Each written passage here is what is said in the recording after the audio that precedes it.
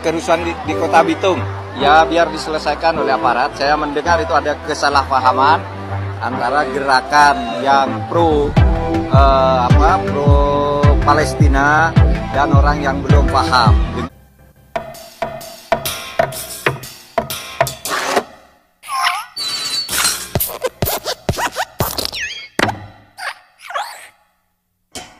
Masuk lagi permintaan izin dari salah satu ormas keagamaan. Kami berpandangan dengan mempertimbangkan situasi keamanan, ya, secara tertulis kami menyatakan bahwasanya kami tidak memberikan izin. Artinya bahwa secara substansi hanya satu yang mendapatkan, itu pun berdasarkan rekomendasi dari Badan Kesbangpol yang ada di Kota Madia itu.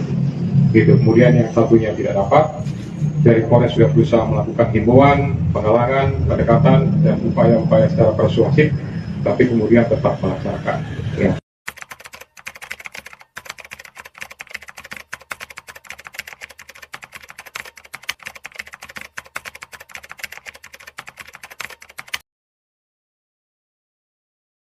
Ini tentang provokasi yang menjadi penyebab bentrok di Kota Bitung, Provinsi Sulawesi Utara, yang baru saja merasakan getaran konflik atas nama suku dan agama pada Sabtu 25 November 2023. Kericuhan tersebut muncul dari serangkaian provokasi yang diarahkan ke masyarakat Bitung dengan pandangan berbeda mengenai konflik Palestina-Israel. Pesan provokatif yang menyebar dalam beberapa hari terakhir di Bitung telah berhasil memecah belah kedua kubu yang menginginkan daerahnya damai. Faktor utama penyebab kericuhan adalah kurangnya komunikasi positif dan terbuka antar dua pihak yang berbeda pandangan. Pesan provokasi ini pun menyasar kubu yang akan melakukan aksi mendukung Palestina dan kubu yang akan menyelenggarakan pesta adat di Bitung pada hari yang sama meskipun titik lokasi kegiatan dan tujuan keduanya berbeda. Akibat tidak adanya komunikasi tersebut, pesan provokatif yang menyebar di antara segelintir simpatisan dimanfaatkan oleh pihak-pihak tertentu. Berdasarkan keterangan dari Badan Kesbangpol Sulut, peristiwa bentrokan tersebut terjadi pada pukul 18 sampai dengan 19:55 saat dua kegiatan yang berbeda sedang berlangsung. Kegiatan itu adalah parade budaya masyarakat adat Makatana Minahasa dalam rangka HUT yang ke-12 di Gor Dua Saudara dan kegiatan parade doa dan salat gaib untuk kemerdekaan Palestina dari Rumah Dinas Wali Kota menuju Masjid Ribatul Qulub. Pusat dari dua event ini berjarak hampir 10 km. Awalnya pada pukul 16:17 sampai dengan 16:50, massa dari masyarakat adat Makatana Minahasa terkonsentrasi di Taman Kesatuan Bangsa Bitung. Ingin melakukan parade mengelilingi pusat kota namun dihalangi dan disekat oleh aparat kepolisian. Pada pukul 16:54 di lokasi konsentrasi massa masyarakat adat dan Brigade Manguni Indonesia, diduga ada oknum yang berteriak takbir. Massa kemudian mengejar oknum tersebut sampai di Pasar Kanopi, Kelurahan Bitung Timur. Pada saat massa ormas adat masuk ke arah pusat kota mengejar oknum yang memprovokasi itu, massa berpapasan dengan mobil ambulans yang saat itu memuat atribut kegiatan bendera tauhid.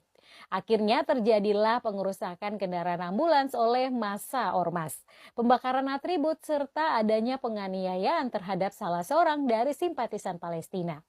Kemudian massa dari Barisan Solidaritas Muslim atau BSM yang berada di Kampung Sari Kalapa melakukan aksi balasan. Hingga terjadilah aksi saling lempar batu dan juga panah mengenai salah seorang dari ormas adat sampai menghembuskan napas terakhir. Selama bentrok, kedua kelompok mengenakan atribut masing-masing sambil membawa bendera Palestina dan juga Israel. Pada pukul 17 waktu Indonesia Tengah, pihak kepolisian berhasil membubarkan massa dari kedua belah pihak serta melakukan penambahan aparat bersama TNI untuk melakukan penyekatan dan juga mengantisipasi aksi susulan. Kapolda Sulut, Irjen Setio Budiyanto mengakui bahwa kericuhan itu melibatkan dua kelompok ormas dengan pandangan pro dan kontra terhadap konflik Palestina dan juga Israel. Aparat gabungan TNI dan Polri secara tegas dan netral turun tangan untuk meredam bentrokan dan juga memastikan situasi tidak semakin memanas. Hal senada juga dikatakan Wali Kota Bitung Maurits Mantiri bahwa pemerintah bersama dengan tokoh agama dan juga masyarakat telah berupaya menyelesaikan perbedaan pandangan yang menjadi pemicu kericuan. Kabar baiknya, kedua ormas yang bertikai berhasil mencapai kesepakatan damai setelah dialog yang dipandu oleh wali kota dan juga tokoh agama pada pukul 23 di Gedung Gelanggang Olahraga Manembo-Nembo. Ketiga kesepakatan itu diantaranya: 1. Kota Bitung dalam keadaan aman dan damai. 2. Menangkal berita hoaks dan juga berita-berita yang memprovokasi. 3. Masyarakat adat Minahasa dan Barisan Solidaritas Muslim di Sulut akan bersatu padu dan menyatakan tidak ada konflik lagi serta mengedepankan kedamaian di atas segala-galanya. Ketua Dewan Pembina BSM Haji Rinto Pakaya dan tokoh BMI Pendeta Renata Tikonu di tempat yang berbeda sepakat mengajak ormasnya dan juga masyarakat Sulut untuk menjaga kedamaian dan tidak terprovokasi oleh insiden di Bitung, termasuk mengabaikan kabar-kabar provokatif yang menyebar di media sosial. Kalau menurut saya, peristiwa ini menjadi pelajaran penting tentang perlunya rekonsiliasi antar etnis dan agama. Dialog dan juga pemahaman antar kelompok masyarakat dapat membantu mengatasi ketegangan dan mengurangi upaya yang memicu potensi konflik. Peran pemerintah dalam manajemen konflik, penegakan hukum yang adil, serta peran media massa dan media sosial yang bertanggung jawab menjadi faktor kunci dalam mengelola ketegangan masyarakat. Selain itu, partisipasi aktif, komunitas dan juga organisasi masyarakat sipil, serta pemahaman terhadap multikulturalisme sangat penting untuk mencegah adanya provokasi dari pihak tidak bertanggung jawab. Semoga tong semua rakyat Indonesia dapat membangun komunikasi yang lebih baik, memahami perbedaan dan juga menjaga perdamaian dalam keragaman suku dan agama. Situasi kondusif yang telah dipulihkan bersama harus dijaga dan diperkuat untuk mencegah terulangnya kericuan di masa depan. Mari cegah provokasi demi jaga perdamaian. Kalau menurut kamu bagaimana? 1. Berita acara kesepakatan damai.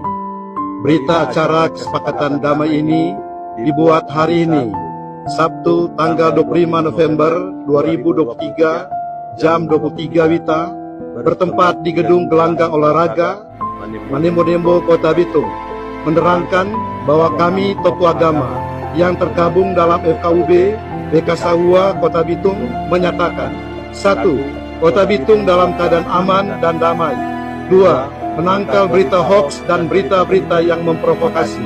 3. Masyarakat adat Minahasa dan BSM bersatu padu dan menyatakan tidak ada konflik lagi, serta mengedepankan kedamaian di atas segala-galanya. Demikian berita acara kesepakatan ini dibuat untuk dipergunakan.